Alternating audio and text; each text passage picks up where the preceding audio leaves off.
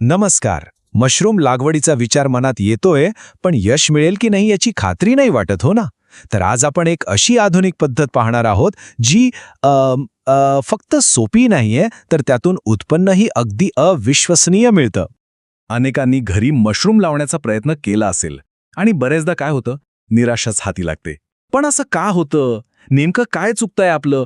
ऐकून कदाचित आश्चर्य वाटेल, पण बहुतेक वेळा चूक लागवड करणाऱ्याची नसतेच. खरी समस्या लपलेली असते जमिनीत, म्हणजे ज्या माध्यमात आपण मशरूम वाढवतो त्यात. बरं, तर हेच आहे मशरूम शेतीमधलं सगळ्यात मोठं आव्हान, सबस्ट्रेट तयार करणं. सबस्ट्रेट म्हणजे काय? सोप्या भाषेत मशरूम वाढवण्यासाठीचं एक निर्जंतुक आणि पोषक माध्यम.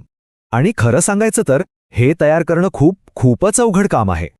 पारंपरिक पद्धतीत काय काय करावं लागतं बघा. आधी ते माध्यम निर्जंतुक करा, मग त्यात योग्य प्रमाणात पोषक तत्व मिसळा. हे सगळं खूपच कठीण होऊन बसतं. आणि यात थोडी जरी चूक झाली की दूषित होण्याचा धोका वाढतोच, वेळ तर जातोच, पण शेवटी निकाल काय मिळेल याची काहीच खात्री नसते. पण थांबा, आता या सगळ्या त्रासावर एक अगदी सोपा आणि आधुनिक उपाय उपलब्ध आहे, आणि तो म्हणजे MAI मशरूम कल्टिवेशन पेलेट्स. हे नाव लक्षात ठेवा, कारण हे सगळं चित्रच बदलून टाकणार आहे. याला आपण मशरूमसाठीचं केक मिक्स समजू शकतो. अगदी तसंच, सगळं काही आधीच तयार, आपल्याला फक्त ते वापरायचंय आणि मशरूम वाढवायचेत. किती सोपं. आणि याची वैशिष्ट्यंत्र बघा, हे 100% नैसर्गिक आहे, म्हणजे कोणतेही रासायनिक खत नाही. आणि सगळ्यात महत्त्वाचा मुद्दा, हे गरम वाफेने म्हणजे हॉट स्टीमने निर्जंतुक केलेलं असतं. त्यामुळे अपयशाचा धोका जवळजवळ नाहीसच होतो. वरून हे जैविक पोषक तत्वांनी भरलेलं आहे आणि हानिकारक जंतूंना तर जवळही फिरकू देत नाही. चला तर मग बघूया हे वापरायचं कसं. फक्त 3 सोप्या पायऱ्या आहेत, इतक्या सोप्या की कोणीही हे सहज करू शकतं. खरं तर ही प्रक्रिया इतकी सोपी आहे ना, की लहान मुलंसुद्धा सहज मशरूमची शेती करू शकतील. पहिली पायरी, या पॅलेट्सना पाण्यात भिजवायचं. दुसरी, त्यात मशरूमचं बी म्हणजे स्पॉन टाकायचं. आणि तिसरी, शेवटची पायरी, फक्त ओलावा टिकवून ठेवायचा आणि पीक काढायचं. बस, झालं काम. पण एक मिनिट, हे इतकं प्रभावी काय आहे? यामागे काही जादू नाही, तर साधं सरळ विज्ञान आहे. चला, तेच आता समजून घेऊया. या प्रत्येक पॅलेटमध्ये जणू एक छोटं जंगलच दडलेलं आहे. यात आंबा, ओक, सागवान, बीच, अक्रोड अशा अनेक प्रकारच्या झाडांच्या लाकडांचा भुसा वापरला जातो. हे सगळं मिळून कार्बनचा एक असा समृद्ध स्रोत तयार होतो, जो मशरूमच्या वाढीसाठी अत्यंत आवश्यक असतो.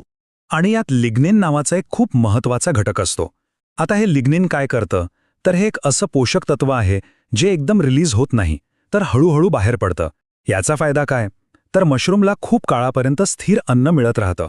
इतकंच नाही, तर नायट्रोजन, फॉस्फरस, पोटॅशियम, कॅल्शियम म्हणजे मशरूमच्या वाढीसाठी जे काही लागतं ना, ते सगळं यात अगदी योग्य प्रमाणात मिसळलेलं आहे. आणि हेच आहे याच्या यशामागचं वैज्ञानिक रहस्य. बरं, पद्धत सोपी आहे हे कळलं, त्यामागचं विज्ञानही आपण पाहिलं. पण सगळ्यात महत्त्वाचा प्रश्न, यातून मिळतं काय? चला आता जरा नफ्याचं गणित बघूया. 300%. हो, अगदी बरोबर ऐकलंय. पारंपरिक पद्धतीच्या तुलनेत तब्बल 300% जास्त उत्पन्न. मला वाटतं हा एकच आकडा सगळं काही सांगून जातो.